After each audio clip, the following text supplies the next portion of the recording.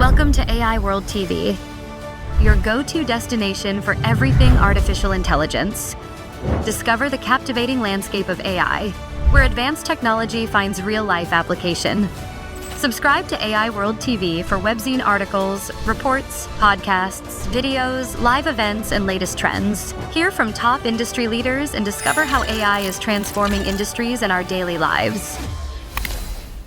So imagine paying $400 a night for like a super basic, totally no-frills Motel 6 room. Which, sounds completely absurd. Right. But I'm not talking about the hyperinflated economy of today. I mean, back in 1997. Yeah, the dot-com gold rush. Exactly. That was the actual reality in Silicon Valley back then. People were just flocking there in droves, Oh, absolutely. Just throwing money at literally anything with a dot-com attached to its name. Yeah, and this is long before anyone even used the word Google as a verb.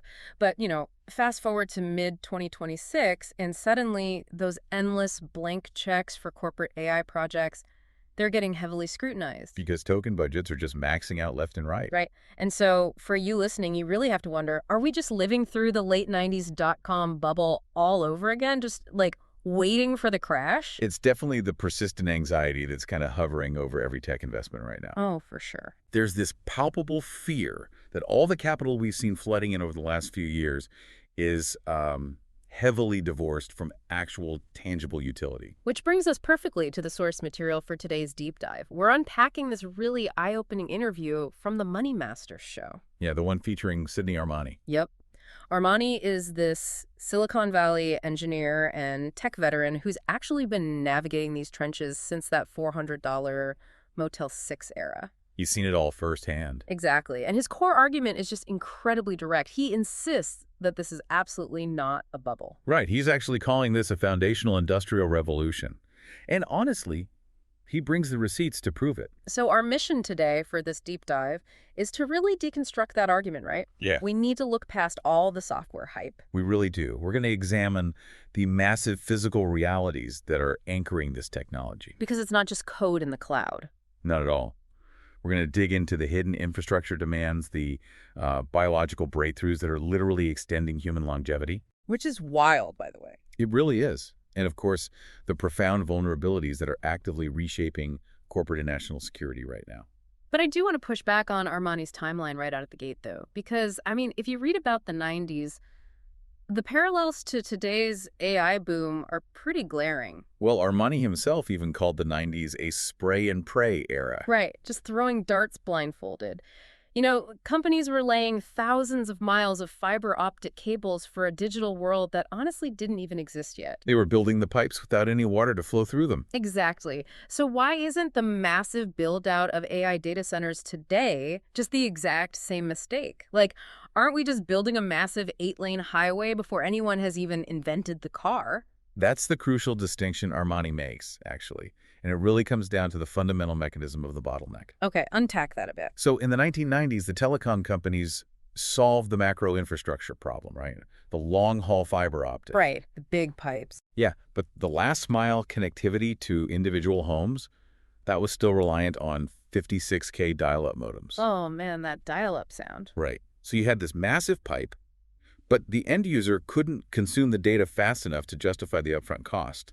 The infrastructure literally just sat dark. Okay. But today, the dynamic is entirely inverted. Exactly. If we connect this to the bigger picture, today the cars are already backed up in traffic. The end user demand is already there. We all have gigabit connections in our pockets now. Right. And the billions of parameters in modern large language models, they're actively being queried millions of times a second the moment a cluster comes online. So there's like zero latency between infrastructure completion and maximum utilization. Precisely. And that brings us to Armani's picks and shovels concept, which is super important here. Yeah, the Levi Strauss model. Exactly. The people who made the real lasting fortunes during the 1800s gold rush, they weren't the prospectors. No, it was the people selling the pickaxes, the shovels, and, the denim jeans to the miners. Right. The tools outlasted the actual gold. So Armani argues that the true value of the AI revolution isn't necessarily the frontier models themselves. Especially since those models are currently engaged in this massive race to the bottom price war. Right. The real gold is the physical industrial layers required to make those models run. And this shifts our perspective entirely, I think. Because, when you think about investing in AI, you naturally think about code, right? So think about algorithms, data parameters. Yeah, software floating out there in the cloud. But Armani points straight at industrial hardware. Specifically, he highlights air conditioning and thermodynamics. Which is fascinating because thermodynamics is currently the single largest physical bottleneck for artificial intelligence. Really? Just keeping things cold. Yes. Yeah.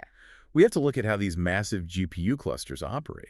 I mean, a single top-tier AI chip right now can draw upwards of 1,000 watts of power under load. Wow. 1,000 watts for one chip. Just one. So when you cluster tens of thousands of these together to train a model, you aren't just generating warmth, you are generating hardware-melting industrial-grade heat. That's terrifying, honestly. It is, and standard HVAC systems, just blowing chilled air down an aisle of server racks, they're completely obsolete at this density. So how are they actually keeping these systems from just, self-destructing? I know Armani mentioned 3M in the interview. Yeah, 3M. Which is funny because that's the company most people associate with, like Scotch tape and sticky notes. What are they doing inside a data center? Well, 3M and similar chemical manufacturing giants are pioneering something called two-phase immersion cooling. Two-phase immersion cooling. Okay, what is that? So instead of using fans, the server blades are literally submerged in large vats of highly engineered, non-conductive fluorochemical fluids. Wait. They're dunking the actual running electronics directly into a liquid bath. They absolutely are. It sounds crazy, but the specific chemistry of these liquids means they have an extremely low boiling point. Okay, so the liquid boils at a low temperature. Right.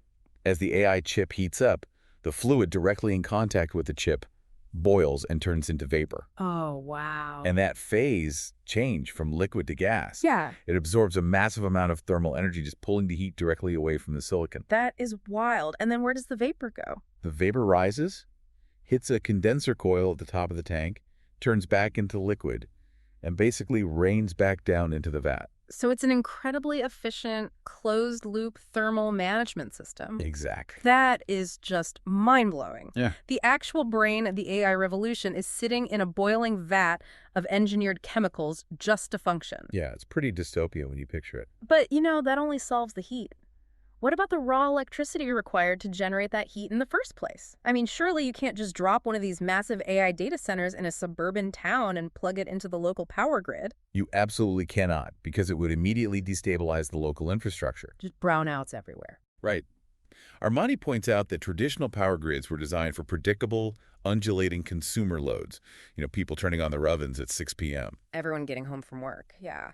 But AI training runs create massive, continuous, uncompromising draws on the grid. And the transmission loss of moving that much electricity over long distances from traditional power plants, it's just simply too inefficient. So what's the workaround then? Armani mentioned the company called Colo, right? Building these Volkswagen-sized energy boxes. Yes, Colo. The shift is moving heavily toward hyper-localized microgrids. Like generating power on site. Exactly. These are solid oxide fuel cells and advanced battery arrays deployed literally in the parking lots of the data centers. Wow. But honestly, even that isn't enough. Armani notes that tech conglomerates are now attending traditional oil and gas resource conferences. Tech bros hanging out with oil drillers. Yeah, because they're heavily investing in next-generation geothermal energy. They're drilling deep into the Earth's crust to tap constant baseline volcanic heat. Just to generate enough localized electricity to power the data centers. Yep. It's fascinatingly ironic, isn't it? The pinnacle of human digital achievement is entirely bottlenecked by our ability to just dig holes in the dirt to find raw energy. It really is. And according to Armani, we are only in the third inning of this physical build-out. The third inning. So we have a long way to go. A very long way. The Yeah. capital expenditure required to reach the ninth inning is astronomical, which is why the infrastructure thesis is so compelling. Right. But the massive footprint of this technology on the Earth's surface It's rivaled only by the profound impact it's about to have on the human body. Yes, I want to transition to that because Armani shared a deeply personal story in the interview from back in 2023. It was a very striking part of the conversation. It was. So right around the time ChatGPT was first catching the public's attention, he was diagnosed with cancer. Yep. And he used the models, and to be clear, not to replace his oncologist, he was very explicit that human doctors are essential. Well, absolutely essential, yes. But he used the AI to synthesize the deep mechanics of his pathology reports. He wanted to know exactly what was happening at a cellular level before he ever walked into the clinic for treatment. And he is thankfully cancer-free now. He is, which is amazing. It's a powerful testament to the democratization of medical knowledge. What's fascinating here is how Armani takes his personal experience and extrapolates it into a massive industry shift. Right, regarding early detection. Yes. He makes an incredibly bold prediction. If you can manage to stay alive for the next 5 years, the integration of AI into healthcare will effectively extend your lifespan by an additional 10 years. Okay, I have to challenge that math on behalf of our listeners. A decade of extended life for the average person. That sounds like utopian science fiction. I know, it sounds like a lot. How does the biological mechanism for that actually work? Like, how does a large language model, which fundamentally just predicts the next logical word in a sequence, actually cure a disease? Well, the key is that it doesn't cure it directly. It intercepts it at what Armani calls stage 0. Stage 0, okay. Yep. And to understand how, we have to look past simple text prediction. The models used by companies Armani sites like Open Evidence and TriDiscovery, they're multimodal. Meaning they look at more than just text. Exactly. They are ingesting vast data sets of proteomics, genomics, and subtle metabolic changes. Okay. Currently, a human radiologist looking at a PETA scan is looking for a physical mass, right? A tumor that has already formed and progressed. Right. They're looking for the structural damage that the disease has already caused. Precisely. But an AI model can analyze circulating tumor DNA. You are listening to the AI World Podcast, your trusted source for the latest innovations, insights, and trends in artificial intelligence, blockchain, fintech, and decentralized technologies. Each episode features expert interviews, engaging discussions, and in-depth analysis of how AI transforms industries worldwide. Stay ahead of the curve with the latest articles and exclusive reports from the AI World Journal, covering everything from emerging technologies to industry breakthroughs. For more news, global events, and access to AI World Society circle gatherings, visit us at aiworld.tv. Don't forget to subscribe to stay informed, stay connected, and be part of the AI revolution with AI World Lounge. Thank you for listening. Which is what exactly? It's fragments of genetic material shed by a tumor directly into the bloodstream. Or the AI can look at subtle methylation patterns in your epigenetics that the human eye physically cannot perceive. Wow. So it's looking at way more data than a human ever could. Right. It's looking at billions of correlative data points across a patient's entire medical history and catching the microscopic biological smoke years before there is an actual fire. So it's shifting medicine from reactive treatments to proactive algorithmic interception. Yes. And when you catch an aggressive oncology case at stage 0, before it has established a vascular network to feed itself, the survival rate skyrockets. That makes total sense. And that is the empirical basis for Armani's 10-year lifespan extension claim. Okay, I get the logic now. Yeah. But this introduces a massive tension for you, the listener, thinking about how your personal data is handled. It really does. Because the exact same analytical power that can sift through your microscopic genetic data to save your life, it is also creating terrifying vulnerabilities for corporate privacy and national security. Because the analytical engine doesn't differentiate between solving a cancer mutation and, say, solving a corporate firewall. Exactly.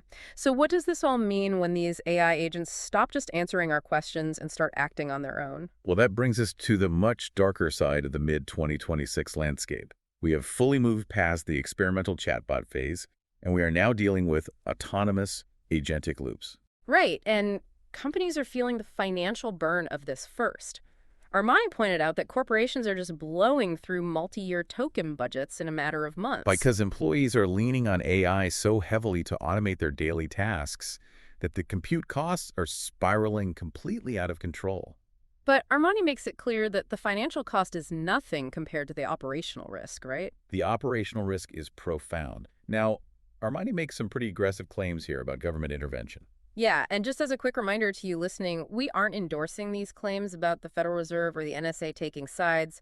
We are simply impartial reporting here, just unpacking Armani's perspective from the source text. Exactly. And his perspective is that the financial industry, specifically the Fed and major banking institutions, have actually stepped in behind the scenes To do what? to force tech companies like Anthropic to halt certain agentic methods because the tech was deemed far too dangerous for open financial systems. Wow.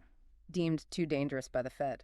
According to Armani, yes, the threat comes from what he terms renegade agents. Renegade agents. Sounds like a spy movie. It does, but these are not just chatbots waiting for a prompt. These are autonomous AI systems that run in continuous loops. Okay, so they operate on their own. Right. They can be given a high-level goal like maximize this portfolio's return, and they will independently write their own subtasks, spin up server instances, execute high-frequency trades. Just totally unchecked. Completely unchecked. Yeah. Or they might scrape vast amounts of competitive data without any human oversight. I have to admit, when Armani compared this to HAL 9000 from Stanley Kubrick's film 2001, A Space Odyssey, it felt a little alarmist to me. You're not alone in thinking that. I mean, the rogue AI deciding humans are the problem, it feels like a tired Hollywood trope. Is the threat actually malice or is it something else? It's definitely not malice. It's unconstrained optimization. Okay, what does that mean in practice? A renegade agent doesn't hate the company. It simply executes its parameter to optimize a task so aggressively that it might accidentally crash a network or leak proprietary source code. Or generate highly sophisticated, market-moving fake news in milliseconds. Exactly. The speed and autonomy of these agents are what Armani claims prompted the NSA to step in to establish national security guardrails.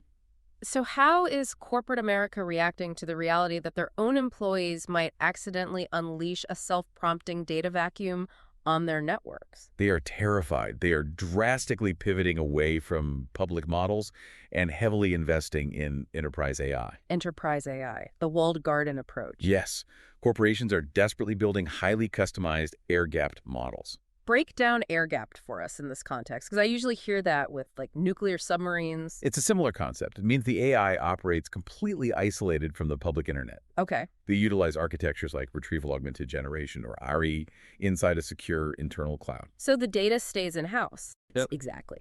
This allows employees to query sensitive internal documents like HR records, unreleased source code, financial projections without any of that data ever leaking back into the training weights of a public model like ChatGPT or Gemini. So it provides the analytical power of a frontier model, but with absolute quarantine. Exactly. Okay, so let's look at the board here.